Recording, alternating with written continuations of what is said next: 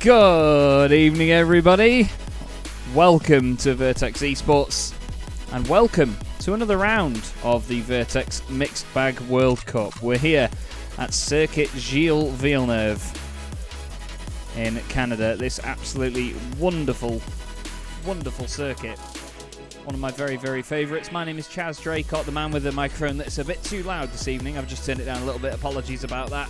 But what a fantastic combination we have here tonight. This is round 6 of the very first season in the Mixed Bag World Cup. This very tight and twisty, curb-ridden circuit that is Circuit Gilles Villeneuve and the Australians' legendary supercars, the Holden Commodore ZB and the Ford Mustang GT. And don't forget, the iRacing version of this car has the incredibly huge rear wing on it. We've not got even double digits on the grid this evening, but we're still going to get some fantastic racing, as we always do in this championship. As you see there, it's 24 degrees Celsius at the moment, a little bit humid, quite some strong winds as things are at the moment. But the drivers and all competitors will be ready to go very, very shortly. They're just in practice at the moment. We'll just get the liveries loaded and all sorted, and we will be right with you. Just give me 2 seconds while I just tick a quick option in iRacing, and then we'll be all good. There you go. So, who do we look at first then? Well, we'll look at this man, Mikey Doble, who is currently the highest placed in the standings. I believe it's his first round this season for Mikey Doble. It is. This is his debut in the championship in the Mikey Doble racing car. And he's in the Holden Commodore. We have a number of them out there tonight. Brian Crowles is currently second fastest. Jason Glenn is next up. I believe he's just behind him on track, blinking away a little bit in the number 55 car. Ivan Bauman's, his teammate, is in that gorgeous blue and white Mustang. That's such an iconic colour scheme for the Mustang, isn't it? He's got Race Tech banners on that car, which intrigues me because I'm pretty sure that's from the good old Euro V8 Supercars Championship. Here is Alex Cedric in a gorgeous Vertex livery on his Holden, the boss man, 5th place at the moment. We then have Aaron Smith as well. Now, just a quick update on Chaz's good old internet issues. They seem to have been fixed today, but I'm going to touch wood when I say that. So I have a backup option available to me in terms of an internet connection right now. So if the stream does drop, then please do keep your eye on the Vertex channels. There will be a backup stream going up as quickly as possible if it does drop. But at the moment, we're looking good. We've got Pete Harrod with us tonight as well in the Pure Sims Mustang, another beautiful livery on that car. Now I just want you to have a look at the size of the wing on this Mustang. Look at the size of the end plates on it. It's got an absolutely monstrous wing, and it hangs off the back of the car quite far as well. It certainly does look tasty in the Pure Sims colours, painted by Knight Rider Designs. Jake Blackhall, the legend that is. And he, being an Australian, knows these cars very, very well. Cedric has gone up to 2nd fastest at the moment. Now, these cars have been likened to GT3 cars sometimes in their performance. They're like livelier GT3 cars, apparently, which I'm quite a fan of. I like the sound of it.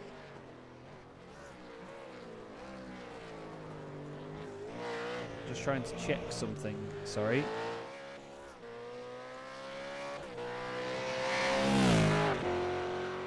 Sorry about this. I'm just making sure that the paint that I have for Ivan doesn't have the wrong decal layer on it, just in case he doesn't want that on there, basically.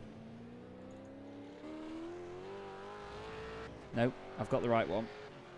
There's no decal layer or anything on Ivan's car or any issues with that, so that is all good. It certainly looks the part as well. The Race Tech banner looking very tasty along the top. Cedric goes fastest for Vertex Simulators. Let's go on board with the Holden. The very noisy Holden, and see what it looks like from here. This is turns 3 and 4, plenty of curb. These cars really do like to eat the curbs. Be careful on the power that you don't hit the wall. So much power in these things, no traction control, no ABS. You have to be so hesitant and so ready to catch the car It's very difficult to get it rotated around here while staying nice and speedy. They make a great noise though, don't they? Into the second of the two chicanes here.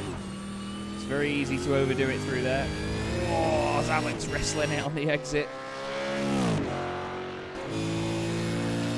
Down towards the oh-so-famous hairpin. The big tower in the middle of it has gone now. So it's a lot more open. The amount of lock that Alex puts on there, hesitant on the throttle again, nice and smooth. Foot flat down, and then we go piling on down the back straight.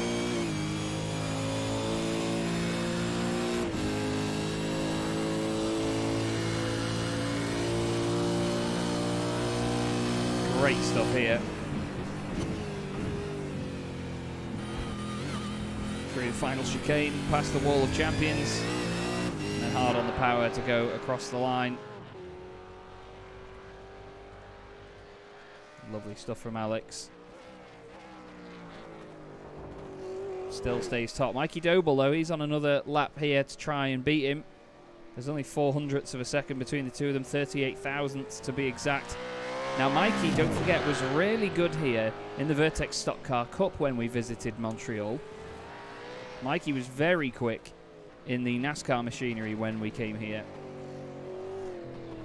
In the Doble Motorcycles sponsored event as well. Brian Crowles has gone up to third. We've not seen his livery yet. Another beautiful looking car with the Trek Velocity Racing and Vertex colours. And in the wall. Now hopefully Jason Glenn's internet is a little bit more stable this evening. Well, there's your answer. We do have Ben Kriener in the session as well, making it an 8-car grid. But he is yet to take to the circuit. Ben has actually been working at Knock Hill today and is making his way back as soon as he can.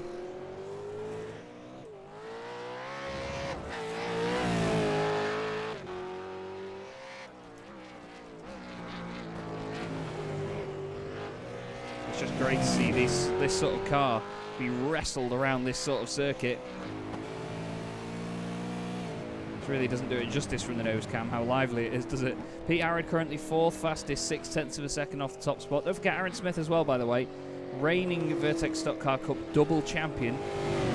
And I was saying earlier to these drivers that I imagine that they'll actually be quite used to cars like this in the way that they've got a lot of power, they've got not a massive amount of handling capability, they've got no ABS, no traction control.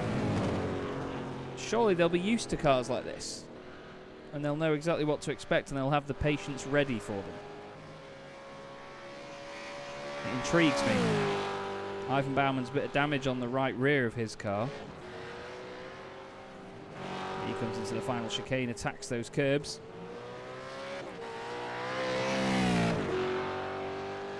Fantastic stuff to watch.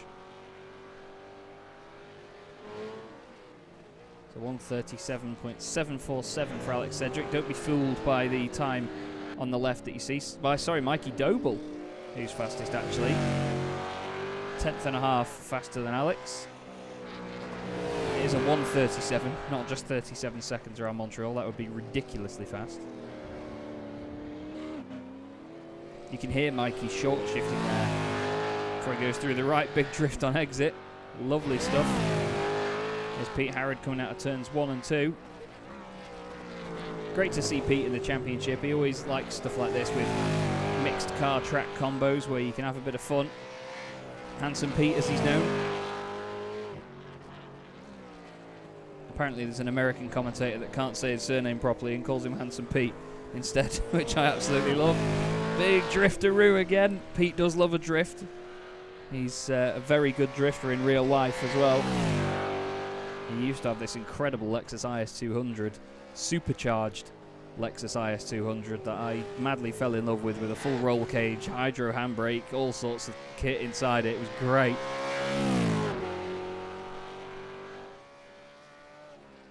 But Pete is on it at the moment, pushing hard. You can see the car dancing around on the brakes.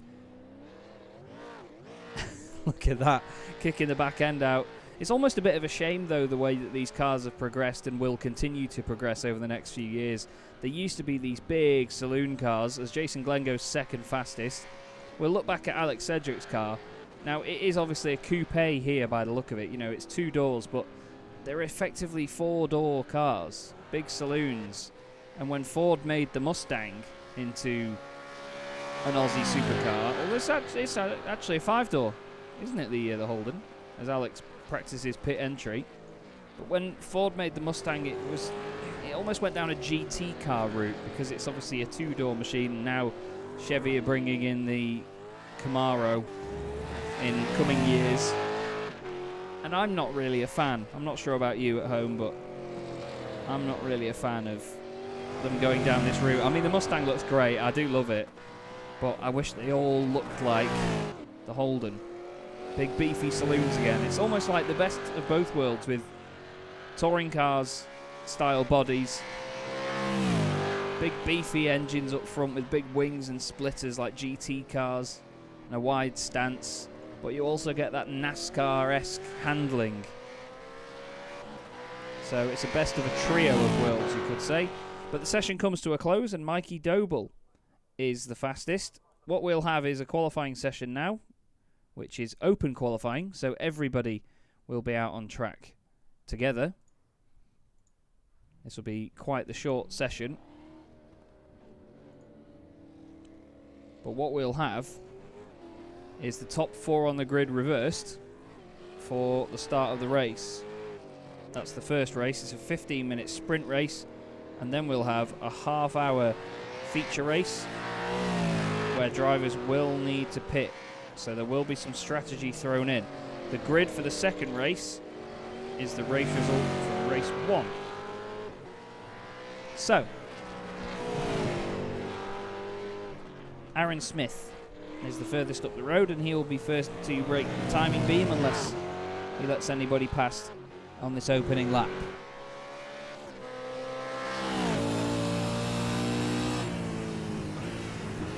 You've got to love the fake dashboard sticker that the Ford has in there.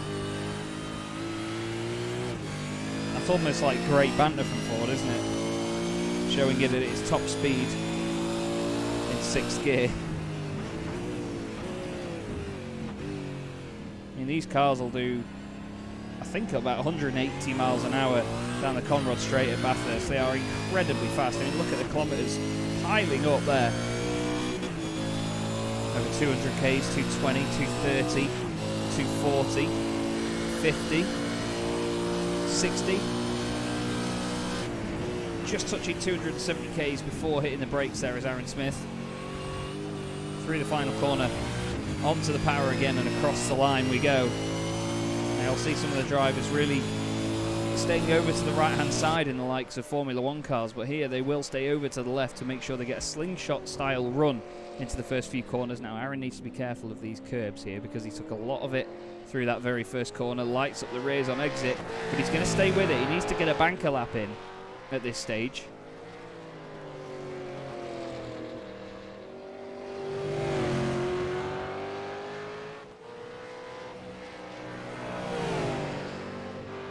Great commitment through there for Aaron. He knows what he's doing in a car that doesn't really handle, does Aaron Smith, as we've seen on multiple occasions.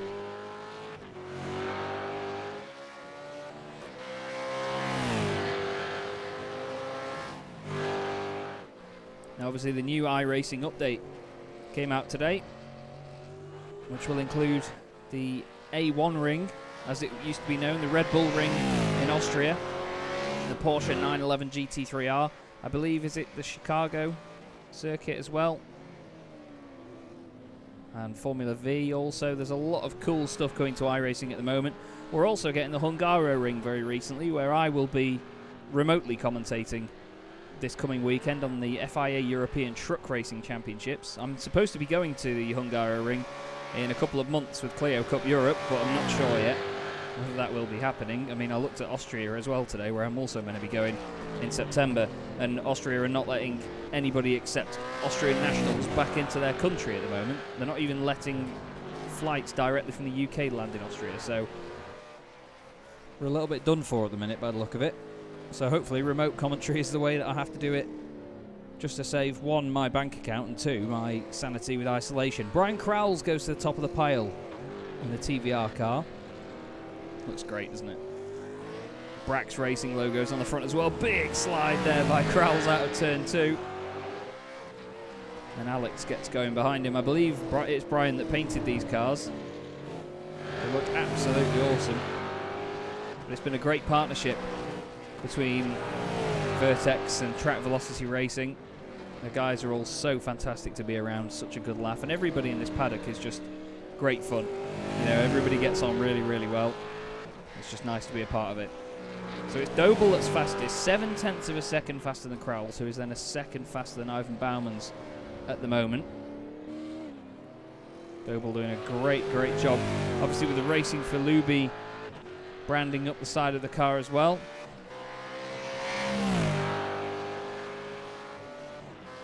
Kenny Mitchell, unfortunately, not racing with us this evening, but Mikey is flying the Racing for Luby flag.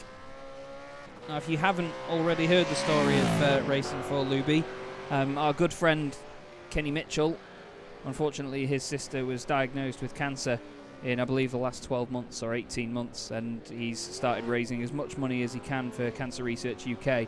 So if you do go to justgiving.com and look for Racing for Luby, as you will see it on the side of the car, it's Racing, the number 4, and then Luby, L-O-O-B-Y.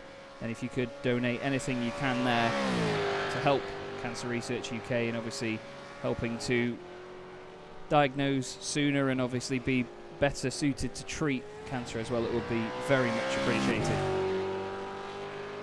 But Doble is flying the flag strongly at the moment in the Holden Commodore. Crosses the line again. Does he improve? Does he ever? 37.762. And then Pete Harrod has gone second fastest, a 1:38.5, still 0.8 off Mikey Doble, but Mikey's got this hooked up at the minute. Just amazing debut. I don't know what the Bagurt was all about, but either way, I'm just excited by Mikey's pace. It's great to see. There's Brian Crowles absolutely screaming his way down the straight. Oh, Ivan Bauman's has had an issue. Oh, Ivan's just pulled over at the exit of turn 2 by the look of it. Here comes Brian, 1.8 seconds off at the moment. What can he do here? I think the guys only get 2 laps, you know. Don't think Brian has improved either that, or he's just gone onto a lap now. I think that may have been his out lap previously. These cars move around and dance about so much. They look fantastic doing it.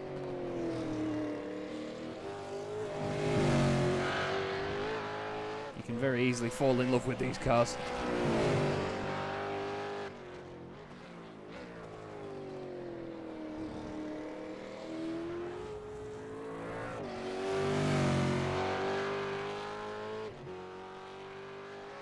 Awesome to see them once again, though, and on such a narrow circuit. Now Alex Sedgwick is on a lap here. This is his 3rd lap, so I'm pretty sure they do. Yeah, they do get 3 laps at least. Either that or they just get the full session. But Sedgwick goes second fastest. What can Harrod do about that? He is half a second off Alex at the moment. Any improvement from Pete? There is, but it's not enough to go ahead. Where is Crowles in this? He's now coming out of the hairpin.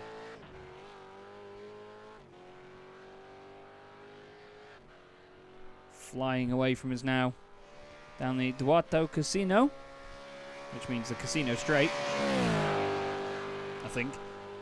The French has never been my strong point, because obviously French-Canadian is a thing. Brian took a lot of curb on the way in there, not sure whether that will count, whether he'll get an incident point which invalidates your lap here on iRacing. Across the line he goes, and he improves second fastest.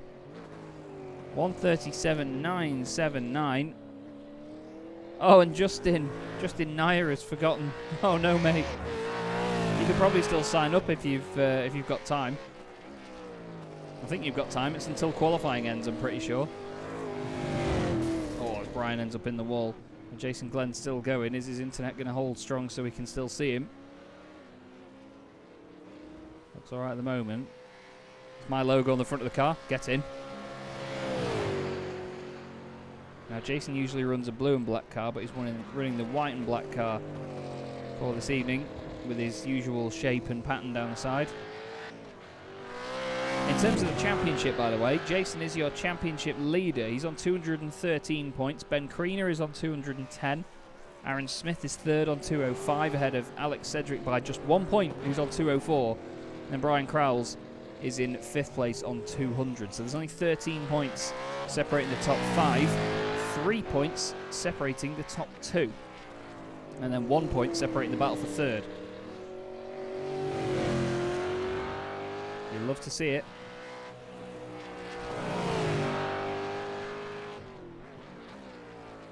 Jason Glenn pushing hard at the moment. He's trying to improve his times. Aaron Smith has just crossed the line. What can he do? Nothing yet by the look of it. He's done 2 laps, so this will be his 3rd. We've got Pete Harrod just coming to the line now. Can he improve from now 4th on the grid? Brian Crowles having gone 2nd fastest. No improvement from Pete that time round. Here's Ivan Bauman's into the final chicane. You can hear the hesitation on the throttle. Across the line he goes in the Mustang.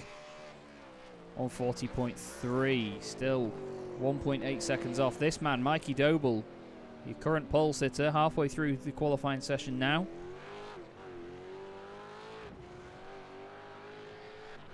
Love the noise these things make. Look at that.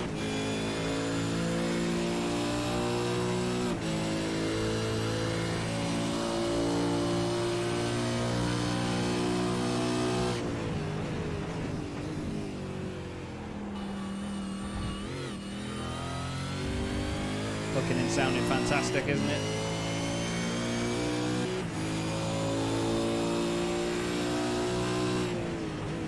And it's another fastest lap from Mikey Doble, a 37.714. It's going to be tough to beat that.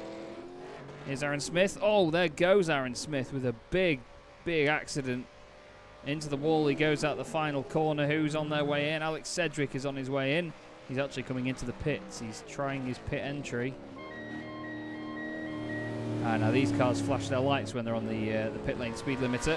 Here comes Pete Harrod, currently 4th on the grid for this one. He's going to look to improve with this lap, as they do with every lap. Shut up, Chaz. And he does. Look at that. 1.5 tenths off. 1:37.8. Awesome lap by Pure Sims' Pete Harrod. Handsome Pete. Exchanges one Mustang on the front of the grid to the other. I'm not sure. By the way, Kenny, you are absolutely welcome, mate. I'm not sure you can post the link, so I'll try and find it myself, mate, and I'll bang it on there for you. There we go. I've got it on here now. There is the aforementioned Racing for Luby link. I'll also pin that on there, so throughout the chat, if the chat fills up enough to move down, then it'll at least still be there for everybody. Whoa, as Pete lights up the rears, has a moment. It's so close between everybody, though. 6 tenths of a second separating the top 5. 3 tenths separating the top 4. Brian Crowell's last time was a 37.98, which was his best. He's just over a quarter of a second off the top spot, really lighting it up. Big wiggle out of turns 3 and 4 there, but nothing doing. Cedric has gone back out as well. And he's slowing down. Is this a practice start by Alex? What's he doing here?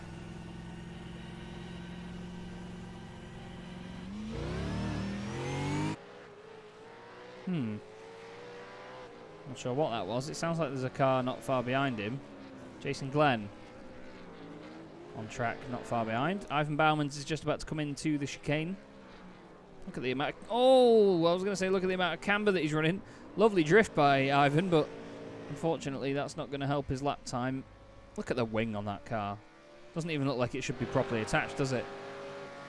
Right, here is Alex then, coming up to the smoke screen that Ivan has left behind. Across the curb, plenty of it on the power. Let's go on board then with Alex Cedric once again. The boss man here at Vertex, of course, with his business partner Adam Owen.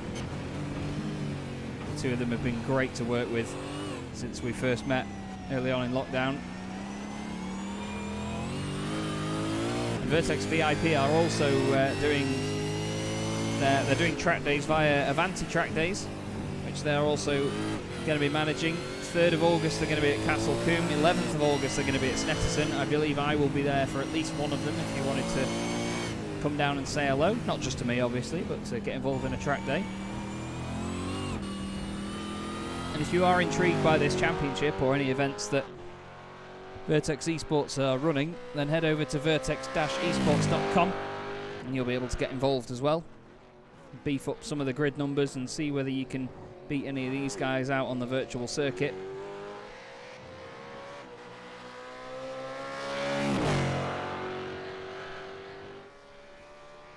Look how fast these things are, man. It's ridiculous, isn't it?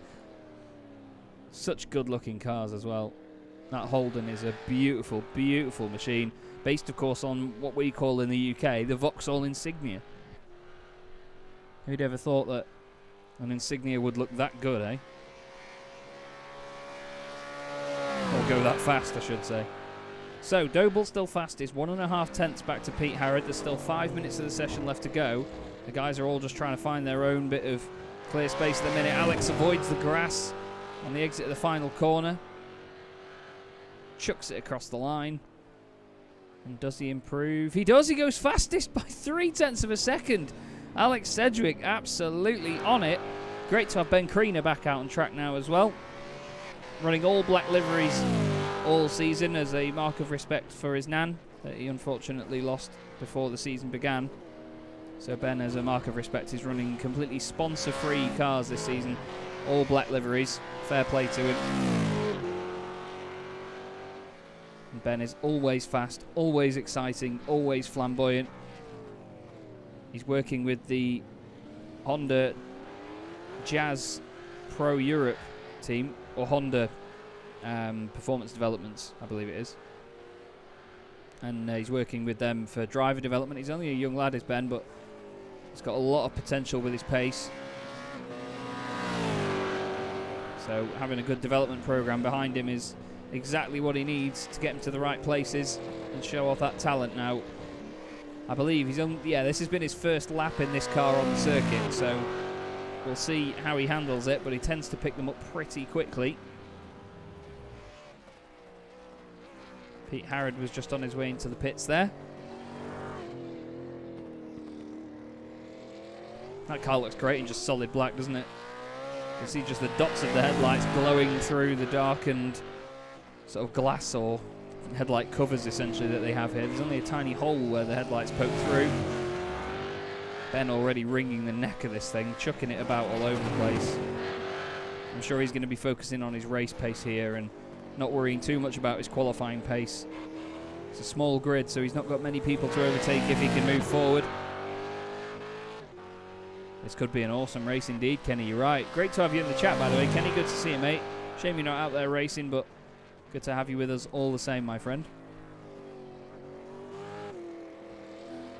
You can hear Ben just short-shifted there, taking it nice and careful, wiggling the back end of the car around. Once again, screaming its way past us.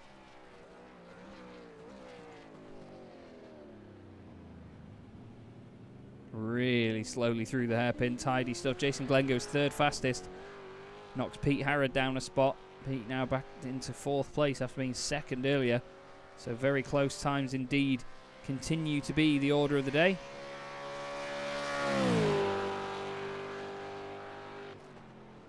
Drew Adamson, hey up mate, great to see you buddy. Hello indeed. Oh, as Ben's got a big wobble on through the final chicane. Across the line he goes with his very first lap in the session, right near the end. Goes sixth fastest, 2.2 seconds off. But like I say, Ben will be focusing on his race pace and progress forward as the race gets underway. Lighting up the rears, pulling back on the stick. No, he's not in an F16. So much patience being exercised in these cars, you can see it. You can hear the drivers holding off the throttle, short shifting, making sure they've got it settled before they light it up. Mikey Doble's improved his time. He's now only a tenth and a bit slower than Alex Sedgwick. but it doesn't look like he's going to have time to get back in the pits and beat him. So some of these laps now will be the final ones. We're using the heat racing system here on iRacing, so unlike other sessions done in a more conventional way, you don't get time to complete your lap. When it hits 20 minutes, the session is over, and that is that. You get like 3 seconds or something, and that's about it. You don't get a sort of extra few minutes. But don't forget, the top 4 will be reversed on the grid. So if you qualify 4th, you'll actually start at the very front as Brian Crowles scrapes the side of the car against the wall. Hard onto the brakes, into the hairpin. You can see them try and settle the car down, almost kissing the grass there. I think he might have just touched it a little bit, but not enough to rotate the car on the brakes. You can see the very guilty damage on the right rear. Bit of a dip down from that arch, unfortunately. Flinging his way down the casino straight again. Hard onto the brakes, dips the nose of the car down into the ground, really scrapes the splitter, chucks it at the scenery, i.e. the curbs, using all of the runoff on the exit of the chicane, and then goes across the centre of the straight to line himself up for the right-hand side. What does Crowles do? No improvement, and that will have been because of the kiss on the wall, but he timed it perfectly, and at least gets one more lap in before the end. So Pete Harrod inherits pole position alongside Jason Glenn, with Mikey Doble and Alex Cedric making it a very interesting row 2. Brian Crowles is then 5th. Ben Kriener is 6th. Watch out for him. Ivan Bauman 7th. And unbelievably, double reigning Vertex Stock Car Cup champion Aaron Smith will start at the back of the grid. So they're obviously having standing starts for this one, which is something that some of these drivers are not used to. And Ben Kriener will wait patiently for the drivers ahead of him to grid up. Some of them wait quite a while and do this. They play a bit of mind games, making drivers wait more patiently to line up. You can see the big non-socially distanced crowds here at Montreal, thankfully virtual. Don't forget though, please do like and subscribe the video you're watching now, whether it be on YouTube or on Facebook. Make sure you like the page as well. Give us the support we can get, and we'll be very, very grateful indeed. So Pete Harrod it is that's going to start on pole position on the left-hand side of the grid there, as we've got the final car lined up now. The first of 2 races tonight in the Vertex Mixed Bag World Cup is about to get underway. This is going to be round 6 of the championship. The lights are on, and we're away. Some of them really lighting up the rears. Look at Cedric through the middle. Absolute missile out of there. Alex Cedric, who qualified fastest, gets right to the front straight away. Thank you very much, boys, he says. Ivan Bauman's looking down the inside of Brian Crowles and Mikey Doble. Just in front of that, Pete Harrod is still around the outside of Jason Glenn. He stays in front of him. Doble goes defensive across Bauman's. Kriener's there down the inside. Oh, nearly making contact, and Bauman's is around. Smith avoids him. But unfortunately, Ivan Bauman's caught out a little bit there, and he is now down the order. Jason Glenn chucks it up the inside of Pete Harrod. There's contact. Harrod gets pushed wide. Brian Crowles is going to capitalise on that. Now it's Kriener and Doble all over the back of Harrod. 2 by 2 by 2. There you go. Jason Glenn and his teammate almost together. But this is all helping Alex Cedric. Cedric's going to be absolutely gone at this rate. Doble loses out to Kriener. I told you to watch out for Ben. He's on the move. Doble tries to get a cutback from him. Mikey Doble, of course, racing in the Ginetta GT5 Challenge this year. So this boy knows what he's doing in rear-wheel drive cars. Maybe not as much power as these things, but he knows what he's doing. Sneaks down the inside. Look at that, a braille pass, you could call it, down into the hairpin. Kriener lights up the rears, but Doble, what a fantastic move that was. Let's see that again. So he's on the left of him. He's thinking, I'm not going to get around the outside of it, so he lets off, brakes a little bit early, then goes to the right. Kriener goes to defend it, but Mikey just squeezes down the inside, finds the space. That's fantastic driving, really fantastic driving. But at the end of lap 1, it is Alex Cedric leading the race, Jason Glenn in second, Brian Crowles just behind him in third, and then Pete Harrod just off the back of them. Doble has had a slowdown, and I think so has Kriener. Oh, a little bit naughty there on the brakes. Ben just maybe serving it a little bit more erratically than Mikey would have preferred. That means Aaron Smith is now up into 5th position.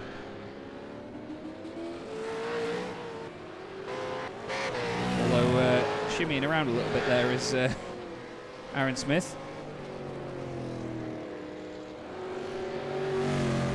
We do have a 15-minute race, sorry. I was just trying to sort the timing out there. Look at the glow from Aaron Smith's car, looking wonderful around the right-hander. Glenn holds on to second place at the moment. Krauls is holding on to everything at the moment as the car chucks it sideways. We've got the 3 Mustangs chasing down the Holden at the very front. Harrod looks like he's gone a little hot there, although he manages to get it under control. Back on the power he goes. And towards the hairpin once again. Oh, Brian Krauls just clips the grass a little bit there, wiggles the car. Nothing too bad for him though. Manages to still get it stopped for the corner, that's the main thing. Now, is Cedric getting away? The gap last time I believe was about 1.5 seconds. It's now 1.3 back to Jason Glenn. So is Glenn keeping up with him? Yes is the answer. Now, just behind all this, you've got Mikey Doble in the slipstream of Aaron Smith. Is he going to be able to get enough of a run to have a go into the chicane? I don't think he is. Just needs to keep his wits about him through the chicane, focus on his own lines. Wow, Aaron Smith chucks it through there, clips the wall, manages to help save it, but that'll be a monumental slowdown. If there is one, I'm not sure he cut it that badly. Oh no, he is slowing down and getting out of the way, unfortunately. Wow. Mikey Doble. Got a beautiful view of that. Oh, he just turns in a little bit early. He's very lucky that he hit that piece of the wall on the Wall of Champions there on the outside, because not only did it save himself from a complete spin, it also saved Mikey Doble from getting involved in the accident too. Looks like Brian Krauls has had a bit of a kiss on the right rear, potentially against the wall. The gap is still coming down for the lead as well. Cedric now 1.25 seconds ahead of Jason Glenn, so Alex isn't disappearing into the distance here as we've seen him do before. Pete Harrod, you can see he's pushing that car so hard, trying to make it work, trying to get the back end just settled down and get it sat and chasing Brian. Brian lights up the rears again, so does Pete. A little bit of a slide from the pair of them. The gap at the front now is a second from Alex back to Jason Glenn. It looks like a lot more from here, but that's just the field of view from this camera. We're nearly a third of the way through the race. Hard onto the brakes they go. The top 4 all pretty much still together. Look at how much air they're getting through there.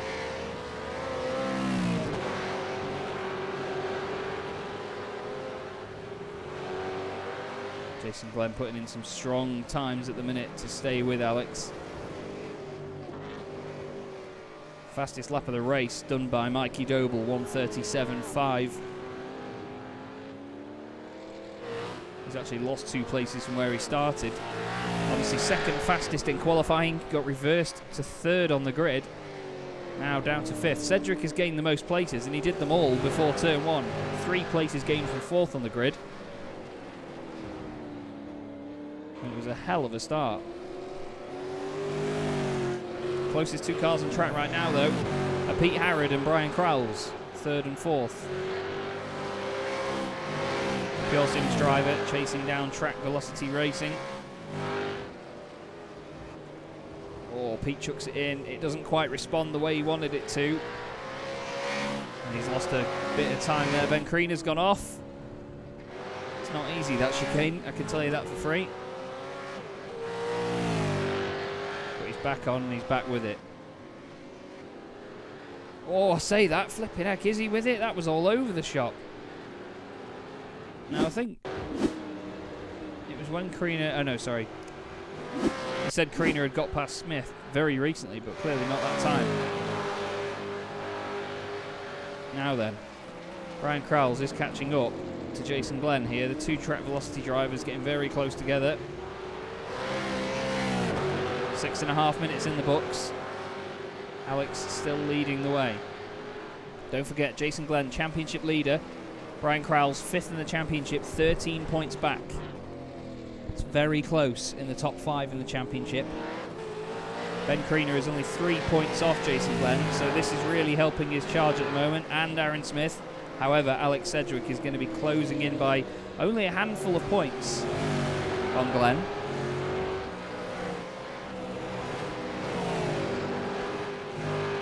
46 points it is for a win, so 46 for first, and then I think you can, well, I think that's if you get fastest lap as well, I'm pretty sure.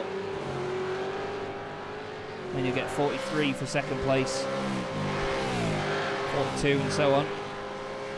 So Alex will gain a few points here, but not enough to take the championship lead from Jason Glenn. Whoa, Brian's out of shape there. He's lost a bit of time to Pete Harrod now, who's on the prowl. Handsome Pete is on the move.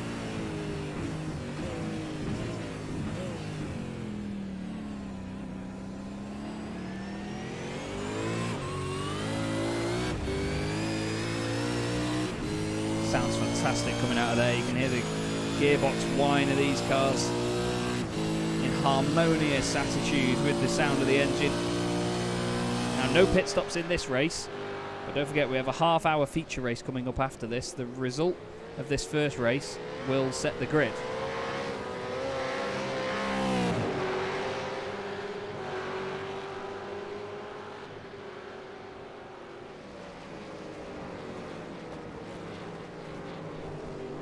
And Mikey Doble, he's gradually closing in on these guys here. He was 3/10 of a second faster than Pete Harrod on that last lap. He was a second quicker than Brian Crowles. Aaron Smith just done his personal best time as well, despite the huge damage on the right rear. It's a bit of a stalemate at the moment, but it's an intriguing one. The gap to the lead has gone down by about half a second as well now. Cedric was within a second of Jason Glenn, but now he's gained a lot of time. Jason's had a nightmare through that left-right section. And now he is only 7/10 ahead of Crowles and then Harrod. So it's all going on here.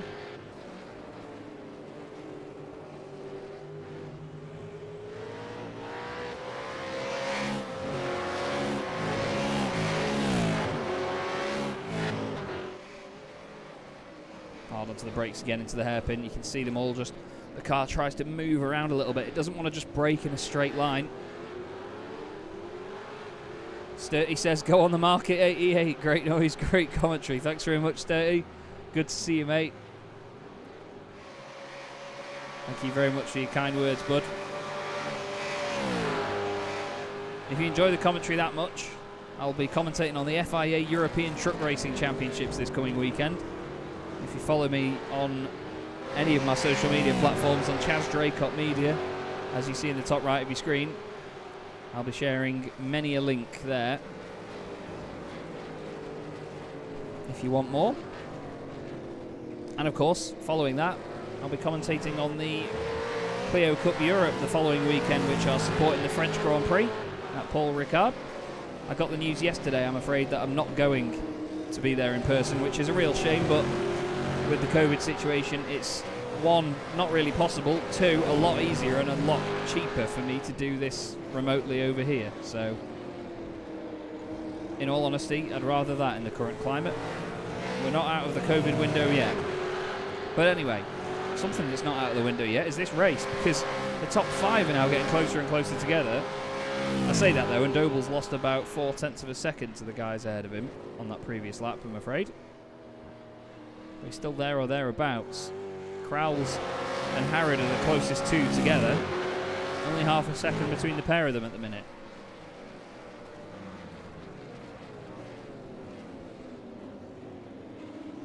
Look how close they are now as Crowles lights up the rears. Pete tries to take advantage of that, tries to capitalise on it, but cannot get the power down in the same way.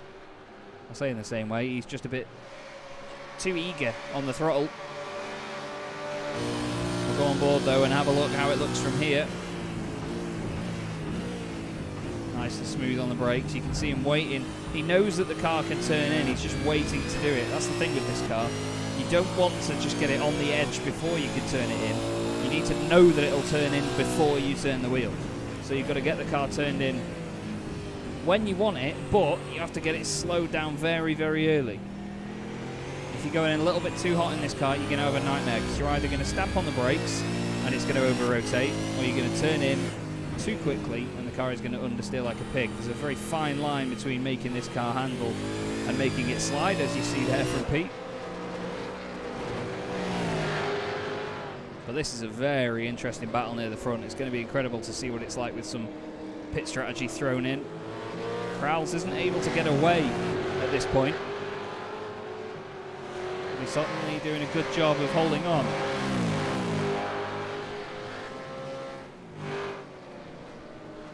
Hold on to the brakes.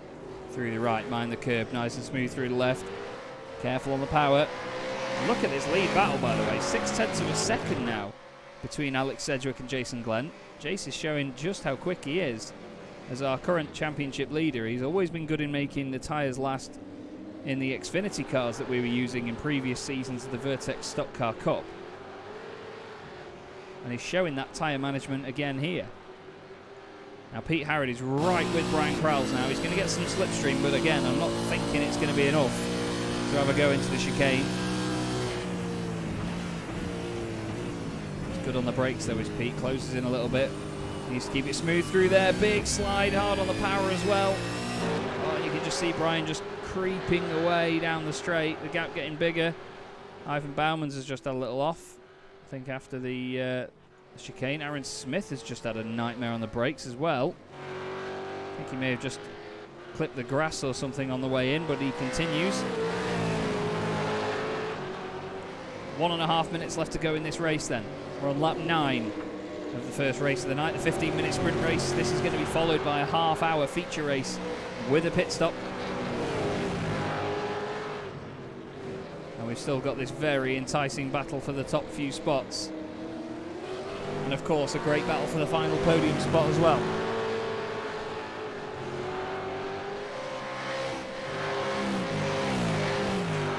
Cedric leads it from Jason Glenn, Brian Crowles, Pete Harrod. Mikey Doble can't quite stay with these boys at this moment in time. And I've got 1 minute to go. Is this going to be the final lap of the race? I don't think it is. I think we'll just get another one by about 10 seconds, maybe 15 seconds. Now Cedric's very slow into the hairpin, but he gets a great run out of it, and that really saves him from coming under attack from Jason Glenn in second, whose internet seems to have settled down now. And again, touch wood, mine does too. As I've mentioned before, just in case you weren't here early on, if the stream does suddenly drop and my connection goes, I do have a backup available, so just keep your eye on the Vertex pages and the stream will come back to life as quickly as I can get it. But this will now be the final lap. What did I say, 10 seconds, 5 seconds? We'll take what? 7 seconds. But we've still got the top 4, all covered by 1.7 seconds. Epic to see it. There's Brian with his number plate, the Sunshine State. You've got to love that. That's good banter. Very subtle sound from on board in the nose of the car, isn't it? Listen.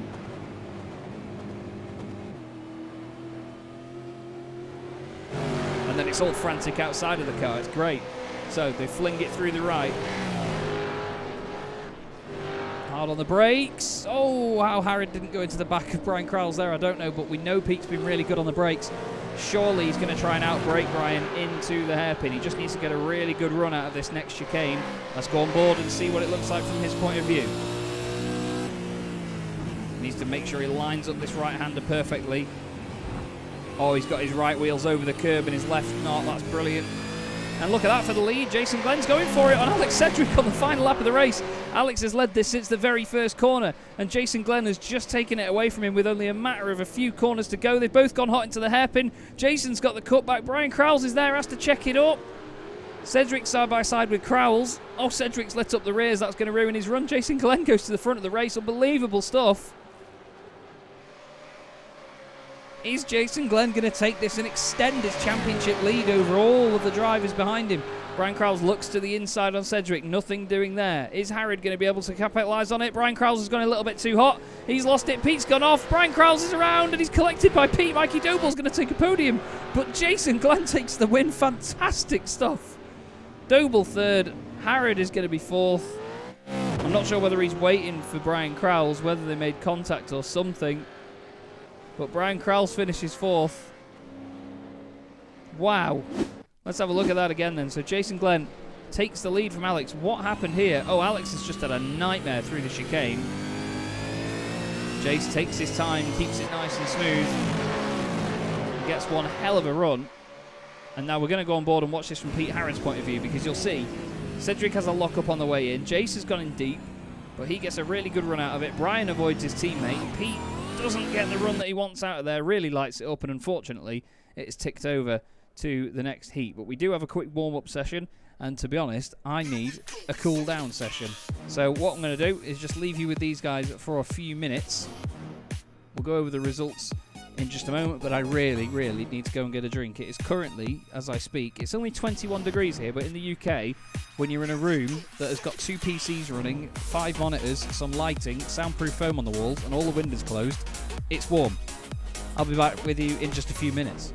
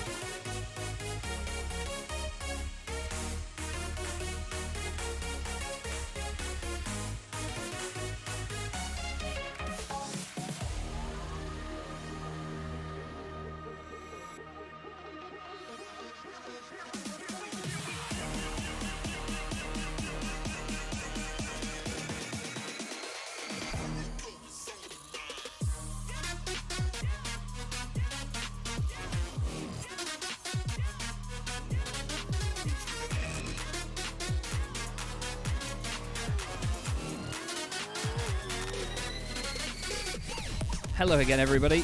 This is a noise you want to hear on a Wednesday night, isn't it? There you go. Chaz Draycott here for the Vertex eSports Mixed Bag World Cup. Round 6 this evening and round 7. What a fantastic race that was, eh? What an absolutely phenomenal race that was. So much fun. Jason Glenn ends up taking the win after being second for the whole race. Alex Cedric manages to finish in second place just behind him. Mikey Doble gets third place after Brian Crowles and Pete Harrod come together, but Pete waited for him there and let him keep the position, which was really good. Ben Kriener and Aaron Smith didn't have the easiest of times a little bit further back, and neither, unfortunately, did Ivan Bauman's, but that was an absolutely sensational race, and we actually have the boss man himself ready to have a quick chat with us here. Alex, that just looked like an absolutely hilarious race. I mean, not the most action-packed in terms of overtaking manoeuvres most of the way through, but you must have enjoyed that right near the end there with the last lap. Yeah, absolutely. It was good fun. I mean, I'd love to blame my loss on something, but it was unfortunately my fault. I changed my bias and went a little bit too far, locked up, ran wide, and obviously it let Chase get a little run on me. But yeah, these cars are so much fun, and even in that little 15-minute race, you know, you've got a lot of tyre wear to deal with. The car changes, they burn a lot of fuel, so the car changes quite a lot as you burn through the fuel load, and the weight changes and bits like that. So yeah, lots of fun. Got a great start as well. I was really happy with that. So, hopefully I can do the same off the front row this time and see where we end up in this one. Well, fingers crossed, mate. It's just about to tick over now, so I will leave it with you. But good luck, and we look forward to watching you in this one, mate. Thank you very much. Cheers, buddy. That was the boss man there, Alex Sedgwick. Having a chat after second place in that race, but like he said, an amazing start for that first one. So he's going to be hoping for the same again. Jason Glenn then takes pole position. Alex Sedgwick alongside Mikey Doble and Brian Crowles make up row 2. Then it's Pete Harrod alongside Ben Kriener with Aaron Smith and Ivan Bowmans. This is going to be a half-hour race with a pit stop. Not made mandatory, but the cars will definitely burn enough fuel to mean that they will have to stop before this is over. Aaron Smith has already said in the Discord chat, I think I'll stick to my left-hand drive race cars. I can't drive Montreal to save my life. So he's being honest. Not sure whether he will take the grid for the second one. I hope he does. I really hope he does, but it wasn't the easiest of times out there for him, so it'd be understandable if not. Alex Sedgwick takes to the grid, and we will be gridding, so no Aaron Smith for this second one, I'm afraid. But with Jason Glenn on the front row, round 7 of the championship is away. And it's a really good launch this time. Alex Sedgwick doesn't get the start that he wanted. Doble has gone ahead of him, and now Crowles is looking down the inside. Ben Kriener goes in a bit hot. No, Jason Glenn's looped it. Jason's got him way too hot and overdone it, and he is dropping way down the order, I'm afraid. That's the worst possible situation for Jason Glenn. A spin at turn 1. He's got a lot of time to gain that back, but that is not what he wanted. Kriener's gone through on Crowles. Aggressive stuff there from Kriener, but what else would you expect? That was really feisty. Crowles gets out of it. Good awareness from him, but it's Mikey Doble that leads this race. Alex Sedgwick second. Ben Kriener's already up 3 places with that. Crowles is where he started. Harrod's where he started. Bowmans is up 2. Jason Glenn all the way down to the back of the field. But he's only 3 seconds off the cars in front, so he's not lost everything here. He can continue. Look at that, Mikey Doble really launching the car in. Now he's got the front end on him, and he's got the fresh tyres. He's using them up. I'm not sure if any of them will take tyres as the race goes on, but that is for us all to find out. The field comes diving down into the hairpin for the first time. Kriener's gone in deep. Crowles has gone with him. They try and avoid contact where possible. Crowles is going to be sick of having Pete Harrod behind him. Pete's still stuck there. We didn't get to see what happened in the first race, unfortunately, as it just switched over as we were watching the replay, but still, phenomenal racing all the same. 1.5 minutes in the books, and we're about to complete our first lap. Mikey Doble in the blue and white car, ahead of Alex Sedgwick in the red and white car. 2 Holdens lead the way, a Holden in third as well in the form of Ben Kriener. Then it's all Mustangs. So Holdens are holding the top 3 positions. Look at this from Alex and Mikey though. These pair in the Vertex Stock Car Cup were absolutely amazing to watch. They're so entertaining, these two. Both races in real life.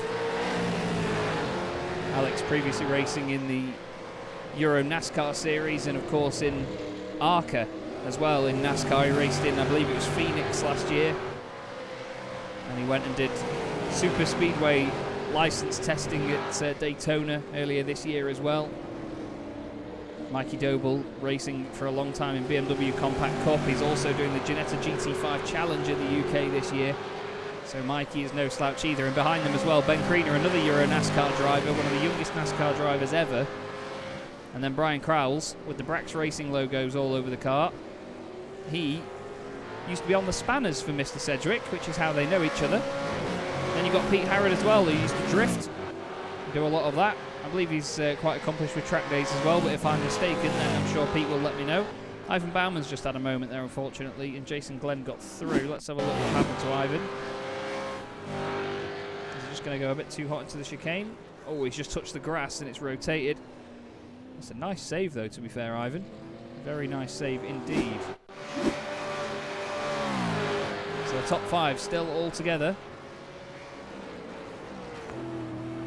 View back from Mikey Doble as Sedgwick gets sideways on the exit of the chicane. It's a good run from Doble.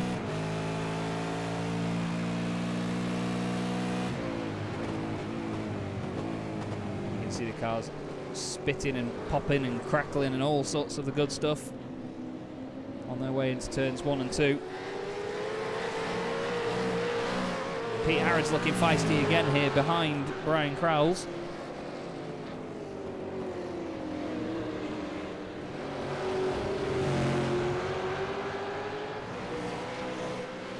You love to see it. Great racing so far this evening from all of these guys. Again, like I say, it's not always the size of the grid, it's the quality of the grid that you get. And we've always had that here at Vertex. Wow, Pete Harrod was very sideways there.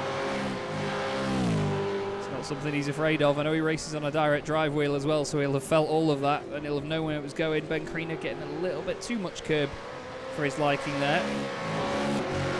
He holds on to third place at the minute. Now this is going to be who blinks first. Who wears the tyres out first, and as Alex said before, these things burn a lot of fuel, so the weight of the car changes a lot, even over 15 minutes.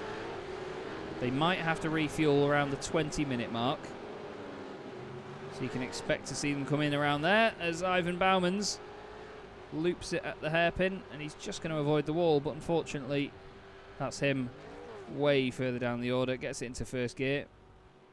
Oh, he's actually parked it, unfortunately, is Ivan. Not having a good time of it, bad look of it. He's the championship leader then, Jason Glenn. Coming across the line now to start his fourth lap of the race. Some 4.7 seconds off Pete Harrod. Mikey Doble's lead at the moment is 0.6 of a second. Read it. Sorry.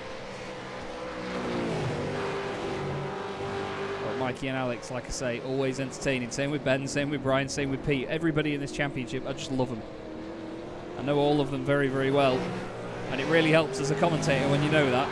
You know how they'll be reacting to stuff, how the certain drivers will be feeling, what they'll be saying, whether it's broadcastable or not. We're a sixth of the way through the race. 5 minutes, nearly 6 minutes now, which would be a fifth of the race.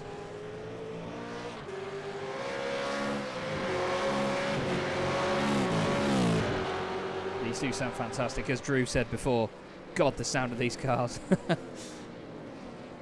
Really high revving V8s. Let's get some more of it.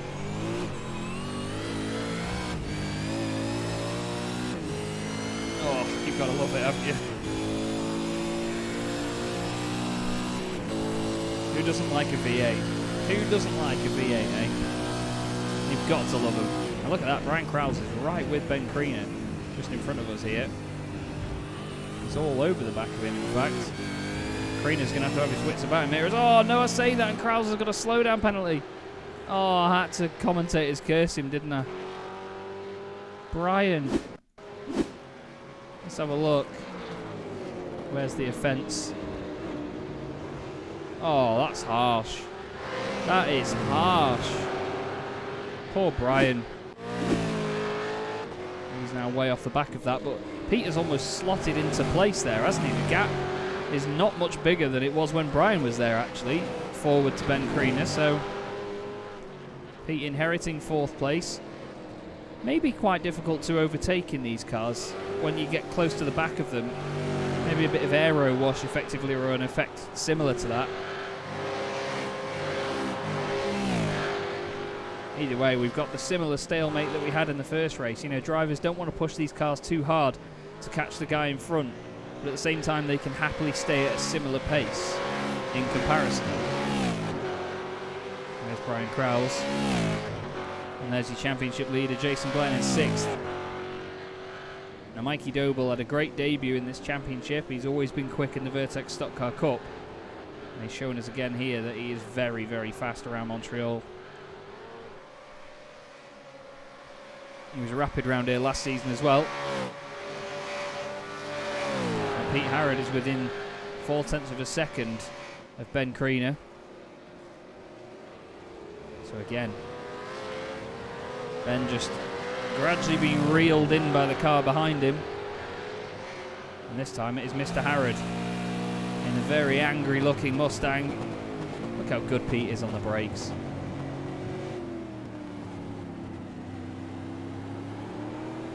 Oh, a little bit of a slide on the rear end there by Ben. Pete gets a little bit of it as well. A little bit of it as well, I should say. Looks very smooth from this point of view, but it's honestly not smooth at all from inside the cockpit. The wheel is all over the place. Ben was turning right then on the brakes. They know that the back end is going to step out. They're just waiting for it. You can see them getting on the throttle and straightening up the steering just because they know that the car will rotate the rears. Over-rotate the rears, I should say. Oh, as Ben catches a bit of the grass, what can Pete do about that? Gap isn't coming down too much. He hasn't got that much of a run on him there. I think Pete maybe got a little delayed himself.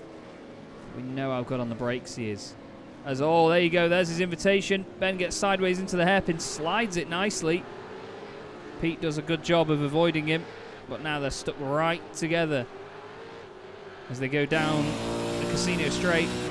Ben stays over to the right-hand side. He does not want anything going down the inside of him there, including a Pure Sims Mustang. Now, I'm intrigued to see how many drivers pit early here, but I imagine they haven't calculated the fuel. Look at the run that Ben got out of there. He was flying.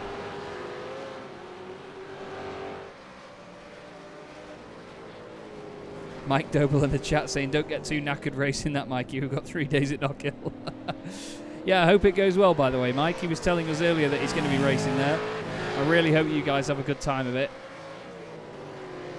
I'll try and keep an eye out. While commentating myself, I'll try and keep an eye out for any streams and listening to the commentary. And see how you guys are getting on. This is Doble and Cedric at the front as Ben Kriener has lost out to Harrod. Ben's gone straight on by the look of it. Let's have a look how it happened. Has he just overdone it on the brakes here? Oh, he has. No lock-up, though. Fair play to him. He didn't completely lock it up and spin the car or anything. Whoa, that was a big moment, though, wasn't it? Flipping neck. HPD Jazz Pro Europe driver all over the place here. Look at that. He's really making that car dance. This is one of the things that I really enjoy about watching Ben Kriener drive. You can see the body language of the car all over it. Really dancing around. But there's your race leader then, Mikey Doble. An almost identical livery to what he's running his Ginetta in this year as well. Through the final chicane they go, past the wall of champions. And the Mikey Doble Racing for Luby machine stays ahead of Vertex Simulators' Alex Cedric with the Belfort branding on it as well.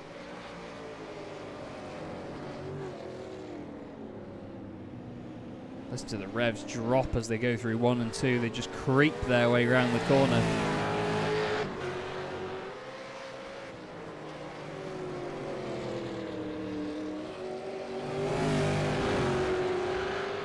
Great stuff to watch though so far. It's just such an exciting track, isn't it? The cars are always so on the limit here. There's so many slow corners and fast corners and high curbs, and you've got to be very accurate around this track. If you want to make the most of it and use as much of the road as you can, you have to be so accurate.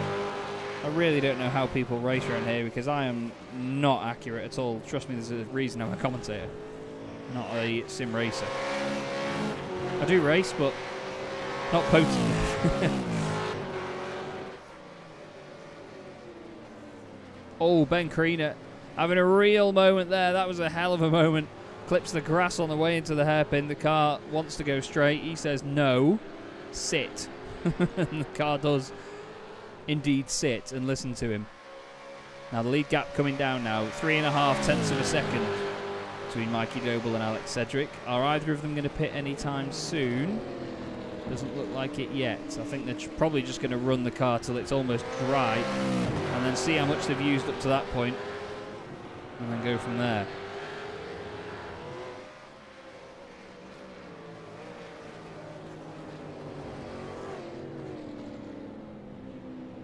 Again, the revs just dropping round 1 and 2. There is Alex.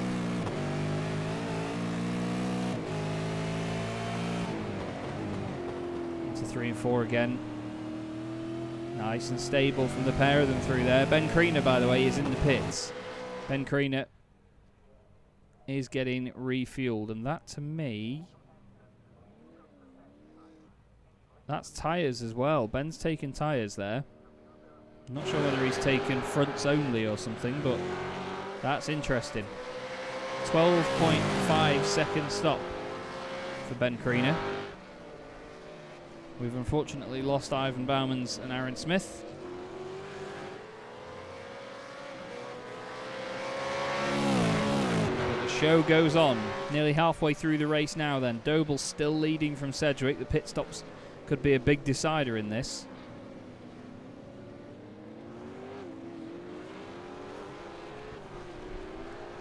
Now, will either of them pit yet? Has Ben just gone to get new boots early, so he's got some more pace over these guys? We'll find out from not the lap that he's on now, but the one after it.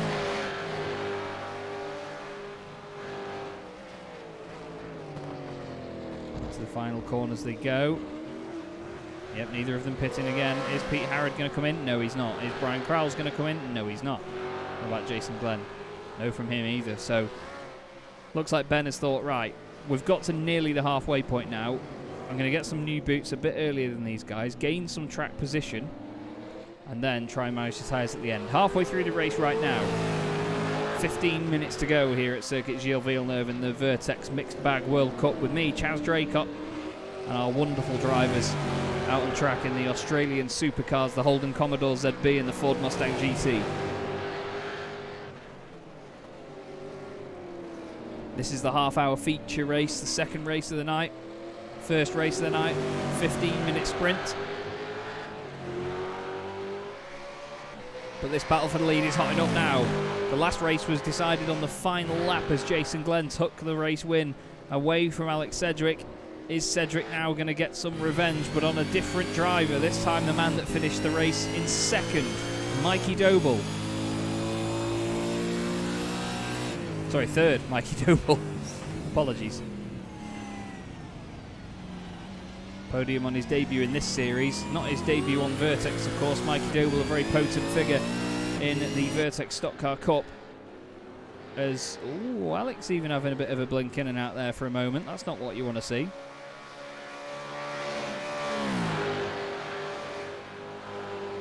Either of them in? No. Alex was a lot quicker on the brakes though, as in he carried a lot more speed into the braking zone. Mikey got the car nicely settled either way. They go on to another lap. This is now lap 11 of this race. No one else has pitted yet. Ben Kriener, 12.5 seconds in the box. We'll look at his lap times as he's about to cross the line in about 15 to 20 seconds. So, to put this into context, Sedgwick did a 1:38.3, Doble 38.4. Their fastest times are about half a second quicker than that, so they've not dropped off too much at the moment. 38.3, the best lap by anybody else last time round. Ben Kriener does a 1:40.0, so maybe he's pushing a little bit too hard here, and I must apologise. Jason Glenn did the fastest lap last time round, 1:38.2, and his best lap's a 38.3.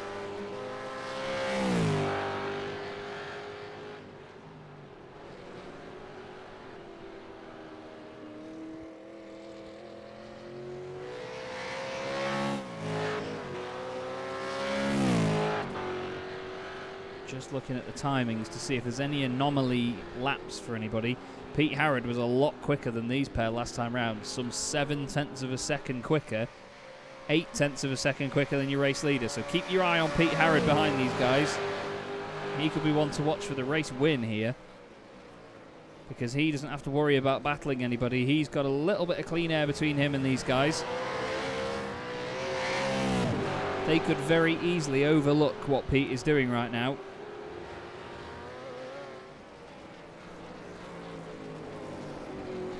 But Doble still holds the fort at the front of the pack. Sedgwick right with him. Harrod is only 0.9 of a second off this. This could all still change. We're nearly 2/3 race distance. Sedgwick has properly closed in through 3 and 4. Now the pressure's going to get put on to Mikey Doble. He looks down the inside. He's late on the brakes. He wiggles the back end out. Somehow they don't make contact. Alex then lights up the rears again. How they did not make contact there, I don't know. Fair credit to both of them. Epic racing. Great awareness from Mikey to give a little bit more room. And great reactions from Alex to stamp on the brakes. But now, Harrod is closer to Cedric than Cedric is to Doble. I don't think Pete wanted this, though. He wants to keep that clear air and not have to push the car to try and get past somebody. He just wants to make sure that he can run his race, put his lap times in. He was still another half a second quicker than them on that previous lap. Both of them. 8/10 quicker than Mikey Doble on that last lap. Let's see, will any of them pit? And interestingly, will any of them get held up on the way into the pits here? Because you've got to go in a lot quicker and go in on a straight line. Pete Harrod does go in. He tries the undercut. Ben Crean is still doing 140s, by the way. His pit stop was 12.5 seconds. Jason Glenn also into the pits now.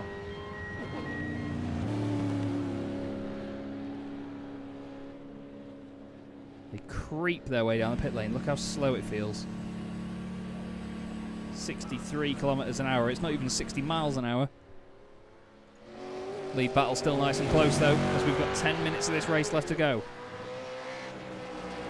Another entertaining evening already in the Vertex Mixed Bag World Cup.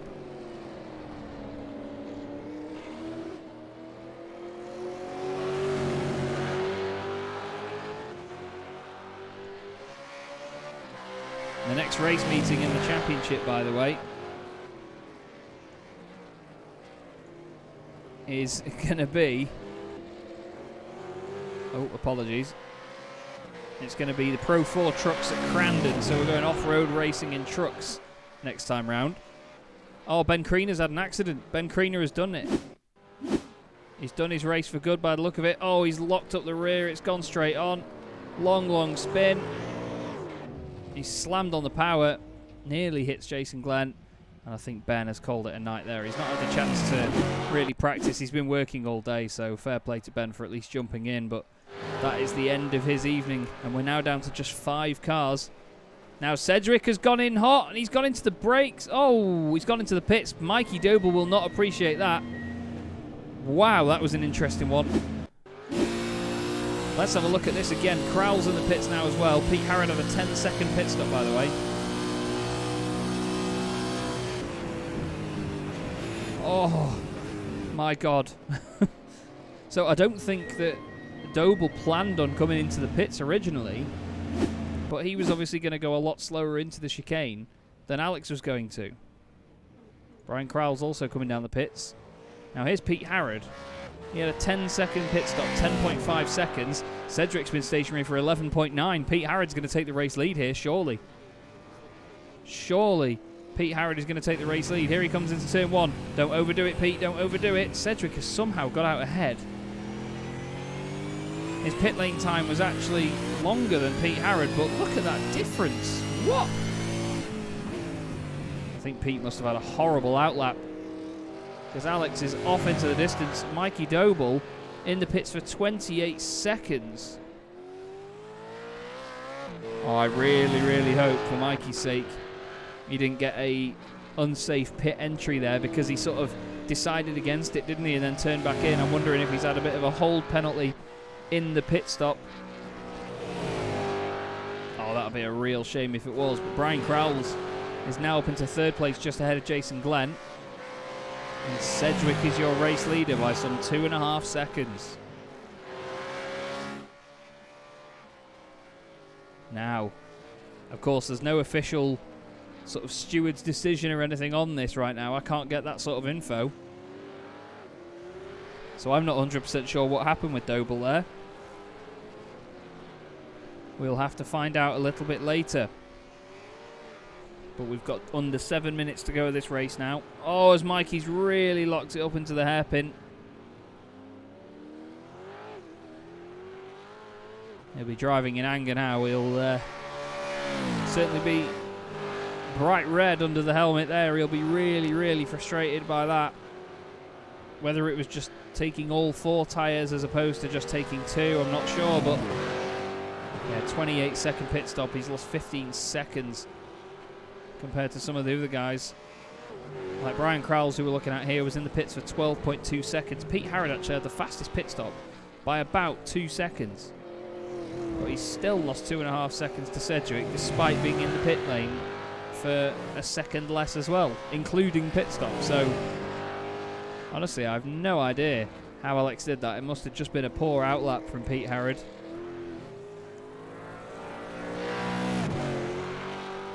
But car 21 is now P2 at the expense of Mikey Doble. Now it's got a little bit spread out at this point. As you can see here, we have only the 5 cars running now. The 3rd and 4th between Brian Crowles and his teammate Jason Glenn is still a hot topic.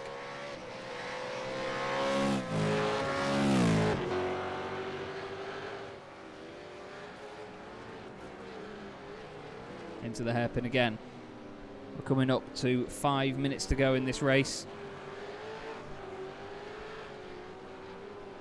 And the pit stops really have shaken things up as we expected. There's Doble having another slide through the hairpin. He's not going to be a happy bunny right now. It's his debut this season as well. He did so well in that first race, but this one, I'm afraid, after what happened before, has just fallen apart. Less than 5 minutes to go now. I'd say 3 laps. Oh, big slide from Alex Cedric. Maybe even 4 laps, you know. Because it's a minute and a half. Well, it's a minute 37 per lap.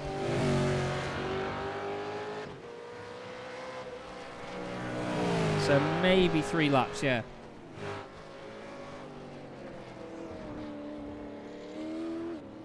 Cedric taking it nice and tidy through there. 2.3 seconds the gap to Pete Harrod.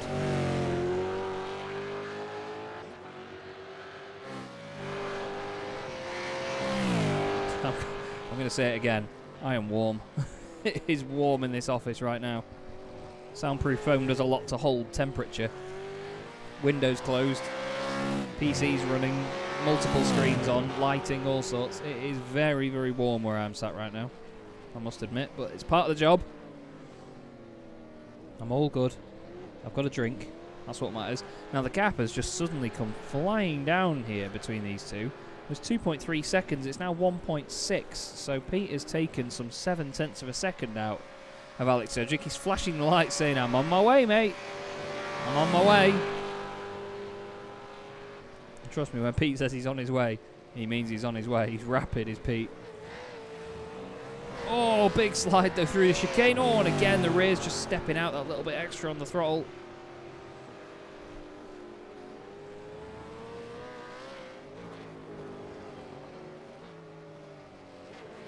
Not quite sure what happened there, why he was weaving so much, but interesting. Oh, as he lights them up again at the rears.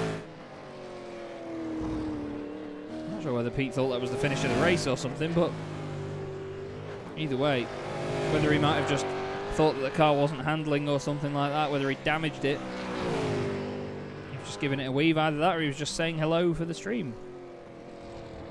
Pete is a bit of a showman. Now the gap between Brian Crowles and Jason Glenn has really dropped off as well. Oh, it looked to me like they'd overtaken each other recently, but apparently it happened in the pits.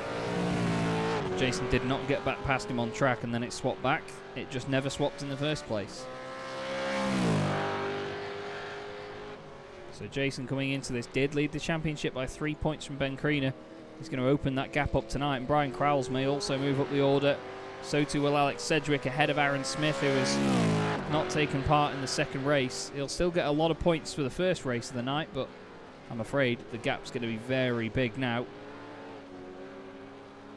That's the thing with these drivers, they make sure they make every round because you get big points for winning.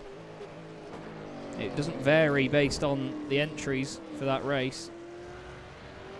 So it's worth turning up just to get a bucket load of points.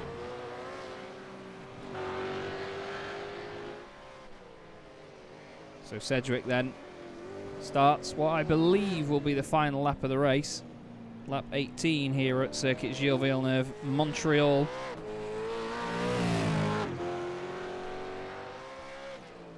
It's been another standout performance for the boss man.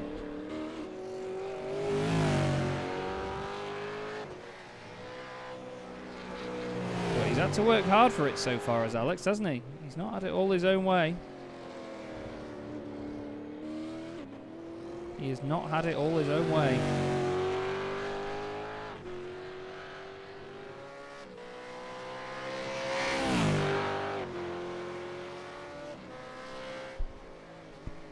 Just watching how he settles the car down into these chicanes. Not easy in these cars.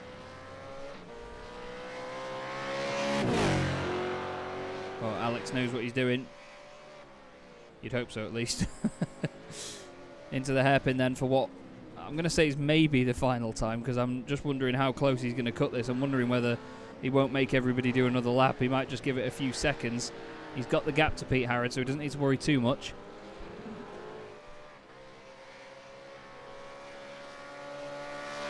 Down the straight once more.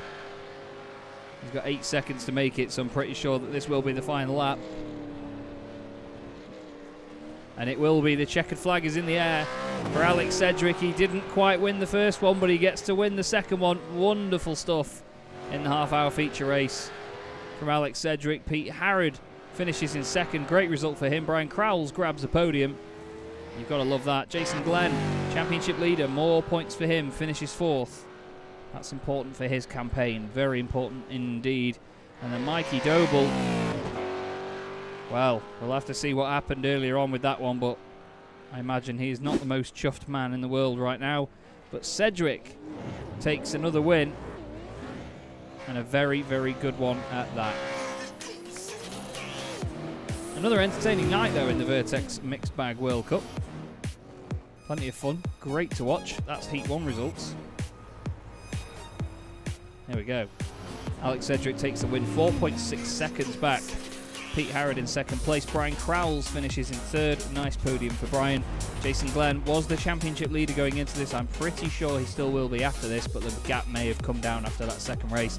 Mikey Doble finishes fifth. And then unfortunately we lost Ben Kriener, Ivan Bowmans and Aaron Smith from the finishers in that one. We go all the way back to the start of the race to just see what happened to Jason Glenn, because it could have been an absolute fairy tale for him to get the win, the second win as well, after such a fantastic final lap in the first race. He got a dream start, a battle ensued behind him, and he was free to absolutely run away with it. But you can see he's turned in, he's just gone in a little bit too hot. He touches the brakes, downshifts, and it unsettles the car. It's a great save. He then tries to save it again, realises it's breaking away, chucks it to the right, tries to just cut the corner and take the slowdown, and unfortunately it goes around, and that is that.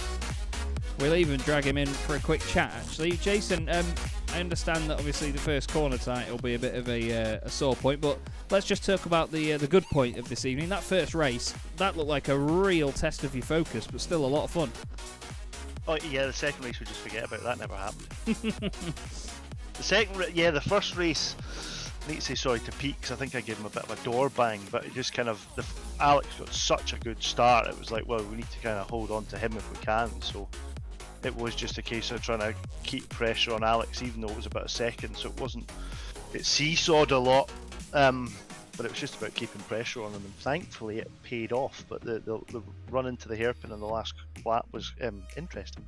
Yeah, it certainly was. It was amazing to see such quite a stalemate, really. You know, it was always intriguing because it was sort of who's going to blink first, who's going to make the move, and then eventually, you know, you got the chance to make said move. Alex admitted, you know, he went in a little bit too hot into that chicane, but it's that sort of track, isn't it? You can easily just overstep the mark that tiny bit, and it just ruins the lap for you.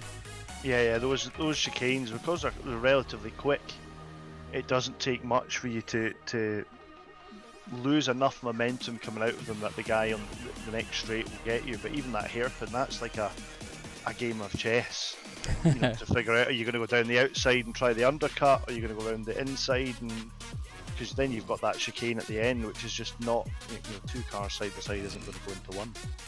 Well, definitely. I mean, we saw an absolute wonderful move as well by Mikey Doble down the inside of Ben Carina into there as well, which if you watch the broadcast back, you will not quite believe. Mikey found a Holden's width down the inside, and it was wonderful to watch. But your championship's been going really, really well so far, Jason. Obviously not too long left to go now, really. We've got only 2 more race meetings. Do you think you can hold on to it with just turning up and just scoring consistent points, or do you think it's going to be a little bit more difficult than me just saying that? I think it'll be more difficult than just saying that. I think as soon as, if we get a couple, what we got next, the Pro 4 cars, I think on the dirt, they're quite a challenge, but I think it just takes a few more people to turn up in a race, and it suddenly means that the points difference between me or whoever else could be 4 or 5 points or a bit bigger, and then your pole positions and all the wee other points start coming into play somewhere. So yeah, fingers crossed, it'll be nice. I mean, it's been good fun, and it's nice to be up the front challenge. It's a shame we don't have a few more folk, but yeah, I definitely won't be doing a first corner like that one again. That's for sure. I can imagine not, mate. But either way, it was great to watch and great to see you get another win. It certainly helped your championship, at least in that regard. But before I let you go tonight, Jace, is there anyone you want to give a quick shout out to while you're here? Yeah, just a shout out to you, mate. Again, I'm sure the broadcast was great, and hopefully we put on a good show for you. And Alex for putting on the event, Brian and Ivan, Danielle, who I know has been watching, and my dad, and I think Chris and Cole and Olin are big fans as well. So just all them, and just thanks to all the other folk that are watching. Hopefully we're putting on a good show for them. You certainly are, mate. That was absolutely amazing to watch. I love stalemate races like that sometimes because, like I say, it's who's going to blink first, and it's just one mistake. It's like you light the touch paper and it's just gone. It all just suddenly kicks off. It's great. So thank you very, very much, mate. It was an absolute pleasure as always, and we'll see you again very soon. See you in a few weeks, mate. Cheers, mate. Cheers.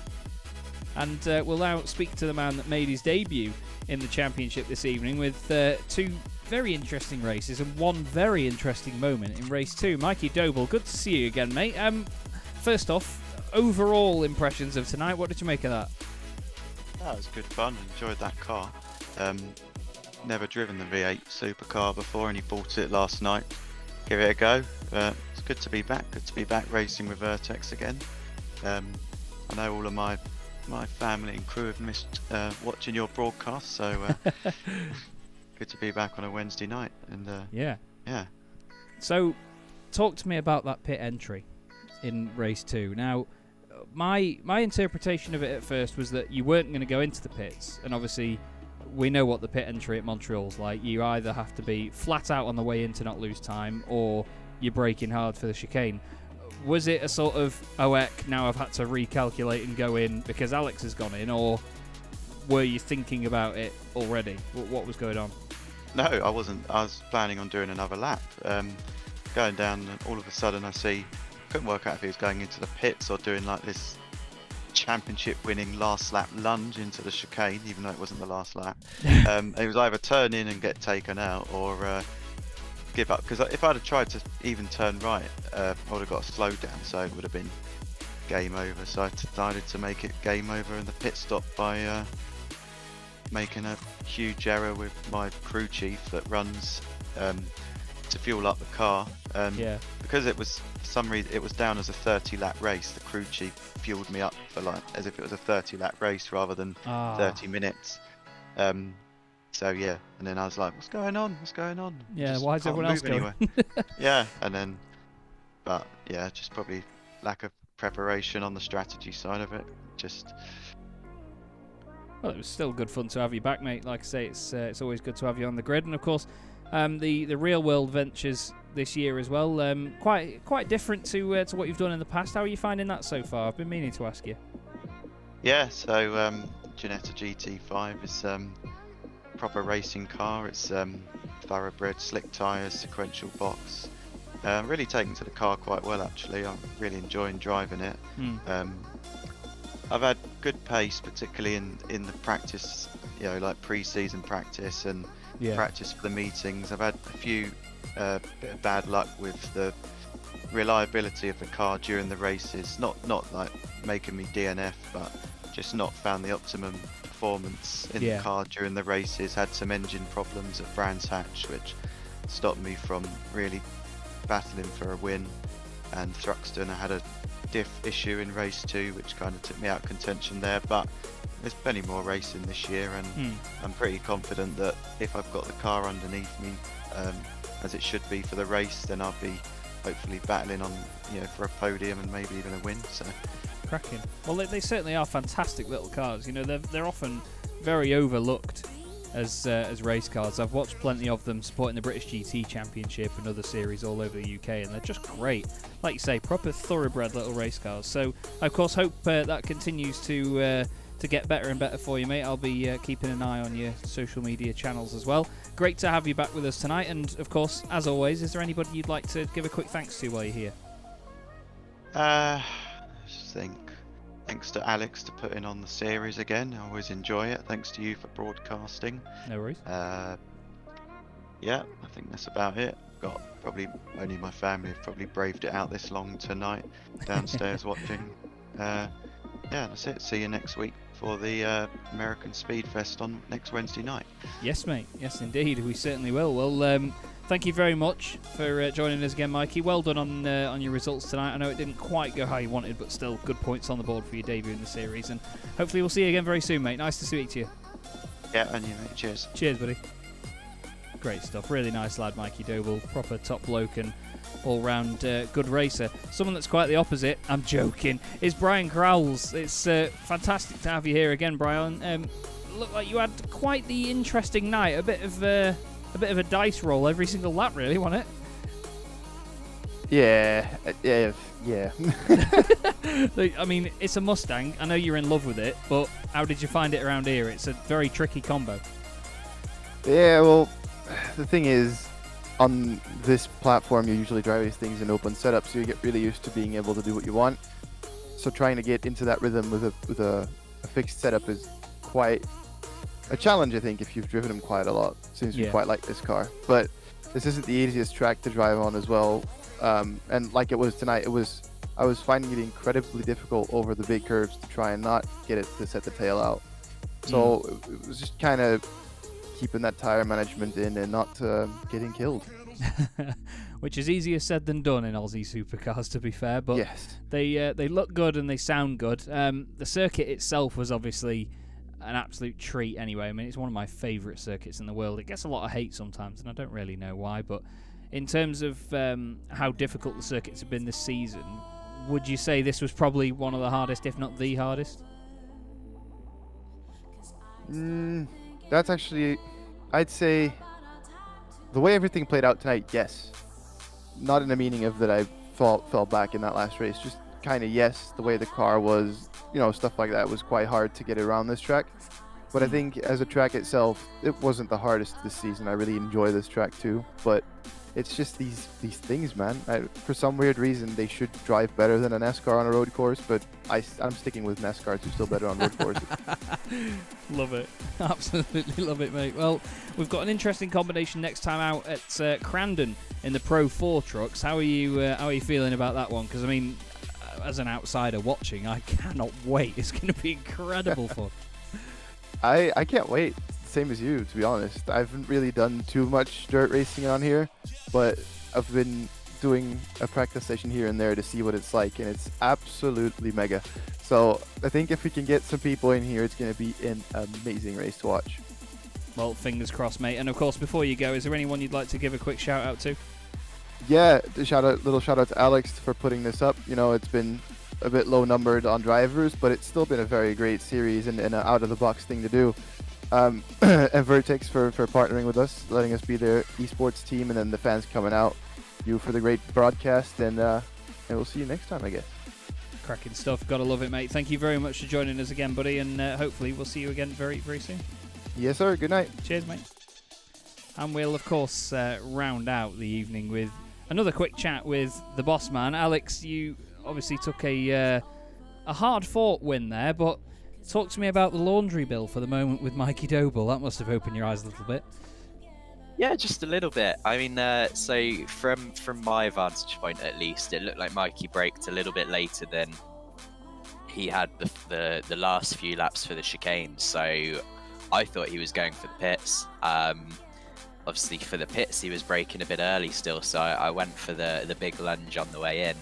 And then as I kind of got to his quarter, he started to turn in, which was far from ideal, but fortunately he saw me and there was enough space available. I think he said that if I wasn't there, he'd have overshot the chicane anyway. So, you know, in reality, I saved him, so he's welcome. But good race. Obviously, Michael was really fast, and kind of that last quarter or third of that run, he was starting to come back to me, and it was shaping up to be a pretty tight race. So shame, obviously, he had his kind of over fueling in the pits, and it spread out a little bit after, but yeah, I made up for messing up in the first race at least with a win. Oh, I didn't want to say it, but yeah, you definitely redeemed yourself there a little bit. But no, it's been great to watch tonight. You know, I've been saying multiple times this season, you know, we may not have the biggest grids in the world, but they're still the best quality grids you can get. You know, there's drivers that are so well matched in here that have different levels of talent, and this championship really shows off those different waves that people are on with different cars and how they combine it. Which, of course, brings me to the next point. Pro 4 trucks at Crandon in a few weeks. That's going to be an absolute corker, isn't it? Yeah, it should be fun. It's something that, again, I'm fairly clueless about, so no idea how it's going to go, but it'll be a lot of fun. And like you say, that's the great thing about this series, that, you know, it's not a huge grid, but everyone's really closely matched, and I've been amazed how closely matched everyone is across, you know, pretty much every car we've driven as well. Obviously, everyone has their strengths and weaknesses, but, you know, you've always had the same people in the mix, and it's obviously great fun as a result, because you get those little rivalries and everything going on throughout the season. So yeah, it should be good. And then obviously at the end of the next round, we'll have the draw to see what the final round will be as well, which will be interesting. So yeah. Should be an absolute belter, mate. I can't wait, and that final round is playing on my mind. I'm not really sure what we'll get, and I just can't wait to see what it is. It's very, very exciting indeed. But before we round out the show again this evening, mate, is there anyone you'd like to give a quick thank you to?